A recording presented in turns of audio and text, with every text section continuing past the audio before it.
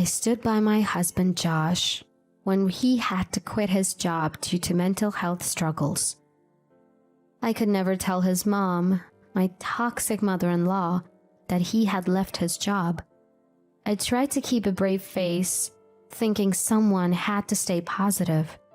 I even tolerated the cruel words from my mother-in-law, who never liked me, just to protect Josh. But when I realized it was all for nothing, I was surprisingly calm. "Hello, mother-in-law? We need to talk." That call was the first and last one I'd ever make to her. I was done tolerating them. I decided to distance myself from my awful husband and mother-in-law. My name is Phyllis. I used to be a housewife, but I've returned to my previous job to support the family. The reason? Josh quit his job. I was shocked when I heard, but the cause was his mental health. He had been overwhelmed at work, and it took a toll on him. From a young age, his overbearing mother pushed him hard to excel in academics. He went to a prestigious university and landed a job at a major company. According to him, he felt outpaced by much more talented colleagues and couldn't handle the stress. This ongoing stress and exhaustion led him to break down mentally.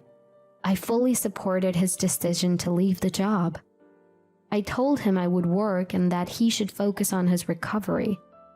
But the problem isn't just his illness. Actually, I would support him through anything. That's not the issue. The real headache is my mother-in-law. She's incredibly proud of how well she raised her son. She loves comparing me and Josh and made a big deal out of me being a housewife for his sake. "The optics are bad if you both work. It looks like my son can't support you by himself." I had announced my plan to return to work as a family meeting. My mother-in-law didn't react kindly to it. Back then, I loved my job and took great pride in my work. So, becoming a housewife was not something I wanted.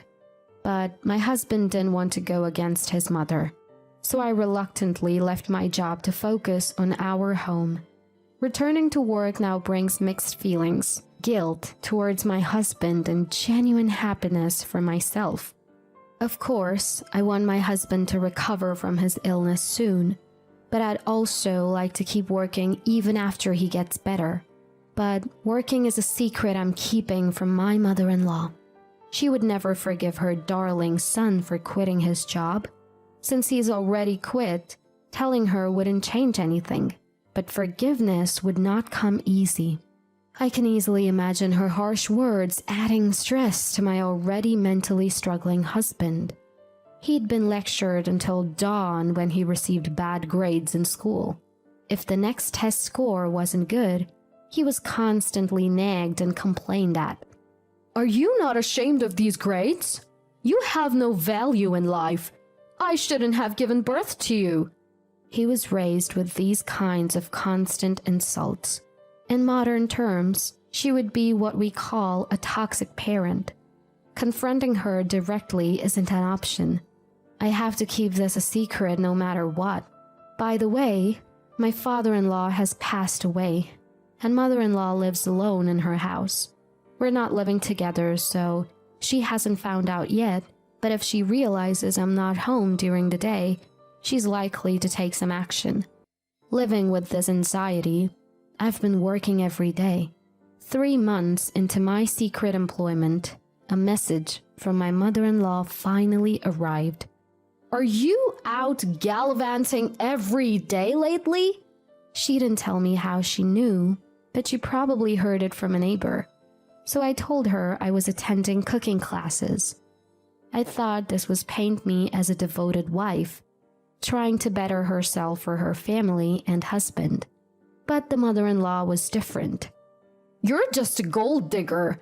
You never did housework before, that's why you have to take a cooking class." It seemed like no matter what I said, mother-in-law would only respond with snide remarks. "Your mom didn't prepare you for marriage, huh? Oh, right. She worked too. You were raised by a mom who couldn't even manage the household. I can tolerate being insulted, but I won't sit idly when she badmouths my parents. My mom balanced both work and housework just fine. Me taking cooking classes is entirely my own shortcoming. From the perspective of mother-in-laws everywhere, my comment probably lacked charm. But there are lines that just shouldn't be crossed. Needless to say, mother-in-law heated up even more and gave me an hour-long lecture. Since I was advancing my work on the computer, it wasn't too bad. Occasionally I got scolded for not reacting properly, but if I took everything she said to heart, I'd be the one losing it. I don't have time to feel down. Soon, mother-in-law started calling me more frequently. I've informed my workplace and got permission to take her calls, but honestly, it's a hassle. Also, I sometimes travel for work. Whenever I'm away, I tell her it's a business trip. Apparently, she doesn't approve of that either. Stop gallivanting with my son's money. You're supposed to be supporting him, not acting like a jobless housewife. I wanted to ask what more could I possibly do to support my husband, but I simply nodded. Arguing with someone like mother-in-law only wastes more time. Of course, I do argue when it's unbearable, but nodding and listening is quicker. I make sure my voice sounds like I'm seriously listening so she doesn't accuse me of being insincere. But the daily calls started to get to me, and stress began to pile up. After work, I came home and sighed as I sat on the living room sofa. I tried not to show my exhaustion in front of my husband, but at that moment, I didn't realize I really didn't have the energy to keep it together. My husband saw me and apologized with a regretful look. I'm sorry for leaving everything to you, Phyllis. Must be tough. Even though I didn't want to make him feel guilty, I shook my head vigorously. It's not your fault, Josh. I've told you, I'm fine with us both working. I'm not tired from work. It's just that my mother-in-law has been extra intense lately. I answered with a laugh, but if anyone knows how relentless my mother-in-law can be, it's my husband. He opened his laptop saying he'd look for a job soon. He knew from our last doctor's visit that I still needed counseling. I told him that there was no rush and that I wished he'd take things easy. Thank you. I'm so glad you're my wife, Phyllis.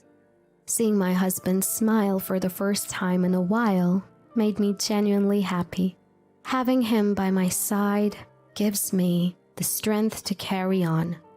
While marriage isn't everything, I felt thankful to be married to him. People might think my life looks tough, but supporting each other in times like this is what partners do. I was confident that he'd help me if I were in trouble. That faith remained unshaken.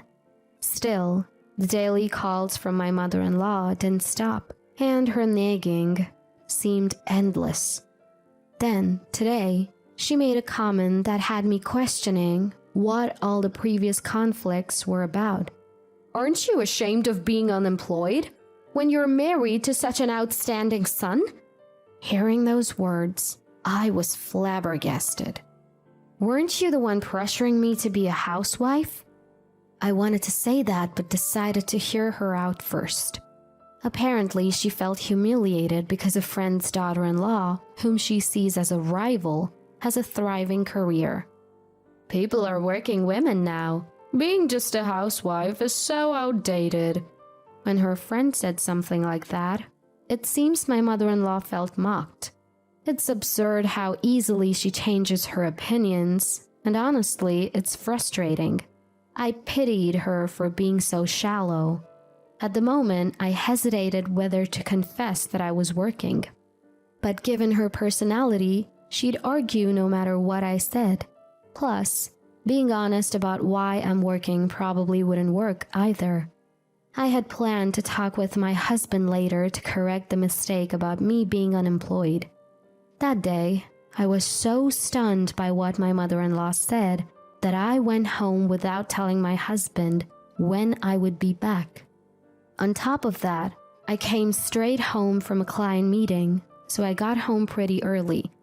As I walked into the entrance thinking dinner probably wasn't ready yet, I noticed a pair of unfamiliar women's shoes. A sinking feeling hit me right away. Could it be? No, not my husband. That's impossible. But then, as if mocking my thoughts, I heard my husband's voice and a woman's voice coming from our bedroom. "No word from my wife, so you can stay a bit longer. Oh, right. Want to go shopping for our date the day after tomorrow?" Standing in disbelief, I listened to their seemingly joyful conversation. What am I even doing? Why am I putting in all this effort? Oddly enough, I didn't feel angry or sad. Probably because my emotions hadn't caught up yet. Despite the alarms going off in my head, my body remained calm. I silenced my work phone and set it to video mode. Then, I discreetly positioned it in the entrance so it would capture their faces, making sure they wouldn't notice. Quietly, I left the house and locked the door behind me. I sat in a cafe a short distance away and texted him that I'd be home soon. He's probably frantically sending her home right now, I thought, surprisingly composed. Am I messed up? How can I stay so calm at a time like this? Did I ever really love him? I wonder why I was able to stay so calm. Maybe I should have gone into the bedroom where the husbands were at the time. Questions flooded my mind. And then, before I knew it, I was sobbing into my coffee at the cafe. People around me must have been startled. A woman past 30, crying quietly to herself. But I didn't care what anyone thought. I didn't have the luxury. What was this all about? What am I to my husband? It was truly, painfully sad. My heart ached so much. I wondered if anything could be more painful. About 30 minutes later, I stopped crying and, with shaking hands, called the psychiatric clinic my husband was supposed to be attending. I'd like to change the appointment date, I told the receptionist, giving them my husband's name. And sure enough, the response was exactly what I expected. He hadn't made any appointments. In fact, he hadn't been to the clinic since his initial visit. I came back home pretending nothing happened. My husband, looking guilty and downcast as always, welcomed me. He looked so happy just a while ago. I held back the words that almost slipped out. Heading to the bedroom to change, I checked the data on my work phone where I had secretly recorded him. His friend was in the footage. This guy is married too, I muttered, and for some reason I laughed. I then called my mother-in-law. I won't work anymore and I will never listen to you, I told her, cutting off the call. Within 15 minutes of me getting changed, the intercom buzzed. As annoying as it was that she showed up like clockwork, things were going just as I had hoped. My husband reluctantly answered the door, and a furious mother-in-law stormed in. "Jobless freeloaders out! I never accepted you as my daughter-in-law! Give me back my son!" Mother-in-law, inconsistent as always, was fuming. I showed her the video I had just recorded. "You see, my husband was having an affair at our home. Feel free to take him back. I'm planning on divorcing him anyway." My response seemed to please her more than it shocked her. "I'll overlook the affair. A divorce is excellent. Come on, Josh, let's go home." My husband, his arm grabbed by his mom, vanished from our home. He looked like he was about to cry, but honestly, the one who wanted to cry was me. Alone in the room, I broke down again. It was okay to cry my eyes out today. Otherwise, I felt like I would break. I might have initiated the divorce, but it's incredibly sad. Happy memories flooded my mind. Had I jumped to conclusions? but I couldn't take it anymore. How many times had he snuck her into our bedroom without my knowing? How much had I slept through it all? The more I thought about it, the more I was convinced that I had done the right thing.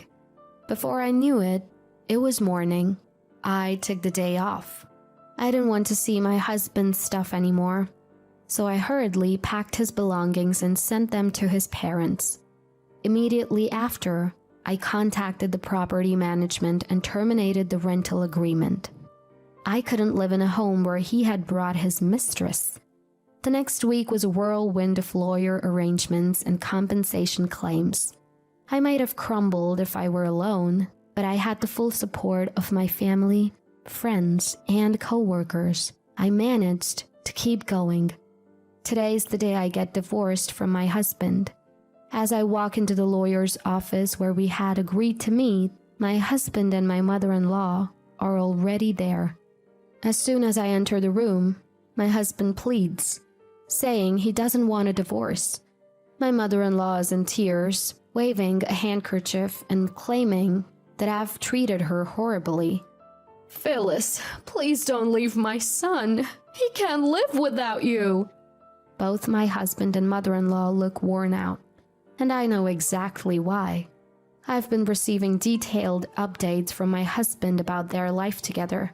Initially, my mother-in-law was happy about the divorce, but it didn't take long for her to find out my husband is jobless. From then on, she's been berating him daily. However, it seems my husband reached his breaking point and finally raised his hand against her. Ever since, they've been hurling insults at each other day in and day out. All I could think upon hearing this is how glad I am that I left them. If they were trying to win my sympathy, my husband is surely a fool. "I've cut off ties with the woman I cheated with. You're all I have left, Phyllis." He's lied about being ill and cheated on me, even after losing his job. Turns out, he voluntarily quit his job after causing a substantial loss to a business partner. There's no reason anyone would need a husband who's such a pathological liar and betrayer. I state my opinion clearly, and both my husband and mother-in-law start bawling. "You have no right to cry. Just sign the divorce papers already. If you don't, I'll proceed with a mediated divorce." Hearing my cold words, my husband crumples the divorce papers he had been holding. I think to myself how pointless that is. Look at the lawyer and nod. "Let's go with the mediated divorce then. No amount of persuasion is going to change my mind." Deciding there's no point in further dialogue, I inform them that my lawyer will handle everything and stand up to leave. As I do, my husband latches onto my feet. "I don't want a divorce." I can't help but get a headache from this absurdity. An adult man acting like this. The office staff rushed over to my screaming husband and pulled him away. I left the law office right then and there. His cries still echoed down the hallway of the building, and I heard his mother berating him too. I felt truly relieved I had cut ties with them. Once again, I felt deep down in my heart that way. I filed for a mediated divorce and successfully divorced him 6 months later. Thanks to the infidelity compensation, I didn't have to give him a dime. He seemed to have incurred debts paying his affair partner's husband, too. Word has it, they both went their separate ways and never ended up together. His affair partner moved back to her family's home after being divorced. My ex-husband seemed to be mentally broken, mostly from daily mental abuse from his mom. As far as I'm concerned, it's bewildering that the one who cheated is the one falling apart. His mother contacted me several times asking to forgive her worthless son, but I blocked her. As long as he's dependent on his family, he'll never be independent. I hope they keep bickering for the rest of their lives. After the divorce, I threw myself even more into my job. Not wanting to think about anything else was probably the main reason. But as a result, I got promoted and now can do more of what I enjoy. I'm extremely grateful for my workplace and colleagues for taking me back after I had resigned. I plan to keep working hard to make it worth their while, and I vow to fully support those who helped me when I was down and betrayed.